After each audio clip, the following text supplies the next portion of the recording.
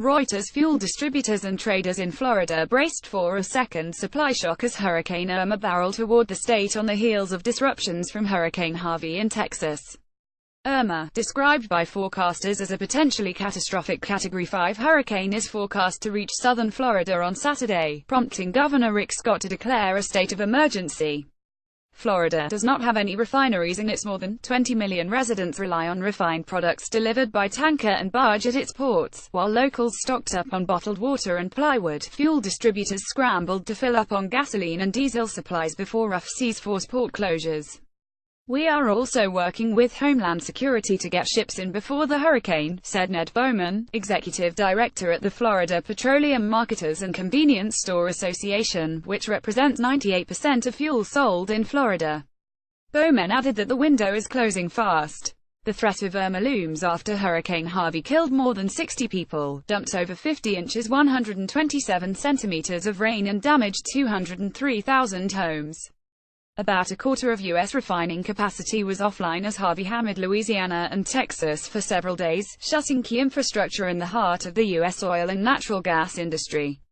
Retail gas prices in Florida have already jumped about 36 cents in 1 week to $2.68 a gallon as of Tuesday, according to motorists advocacy group AAA. In part because of Florida's tourism industry and heavy passenger and cargo traffic through its international airports, state demand for motor gasoline and jet fuel is among the highest in the United States, according to the AIA. The emergency issued by the governor also lifts trucking restrictions, allowing drivers to work longer hours and more freely bring in gasoline and fuel from other states if needed. "We talked to the governor's staff about what the worst-case scenario is," Bowman said, adding that they were well prepared to address any fuel shortages. Port Everglades, South Florida's main seaport for receiving petroleum products including gasoline and jet fuel, said in a notice on its website it has gasoline reserves of at least 1 week stored on site. There are a variety of cruise, cargo and petroleum ships scheduled to arrive this week and the coming weekend that could be affected by heavy weather, the port said. Currently, 3 petroleum ships are in port with another 2 waiting offshore. Some cargoes destined for Florida could look to the New York harbor to clear, one trader said. However, strong Florida prices mean most may simply float the cargoes until ports clear for discharge, he said. There are 12 petroleum companies operating in and around the port that provide fuel to a dozen Florida counties and 4 international airports. Southeast Petro, a wholesaler in the southeast supplying fuel to over 400 gas stations, said it was already anticipating delays on loadings due to refinery closures in the wake of Hurricane Harvey. "We have been placed on restricted allocations for fuel by the oil companies," the company said in a notice on its website. Hurricanes also often lead to demand being sapped over the short term if the storm floods areas and shuts in people.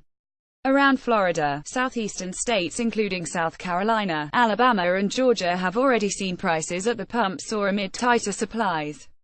Colonial Pipeline Co., the biggest U.S. fuels system, reopened a portion of its main distillate and gasoline lines after being forced to a shut due to flooding at its supply points and amid dwindling supplies. However, it could take days for flows to the southeast to resume to normal rates, shippers said. The Southeast hasn't gotten regular supplies for a week to 10 days now due to Colonial Pipeline, and your window to get cargo into Port Everglades is the next 48 hours or 72 hours, one East Coast trader said. Reporting by Devika Krishna Kumar in New York, editing by Lisa Schumacher. Standards to Thomson Reuters Trust Principles.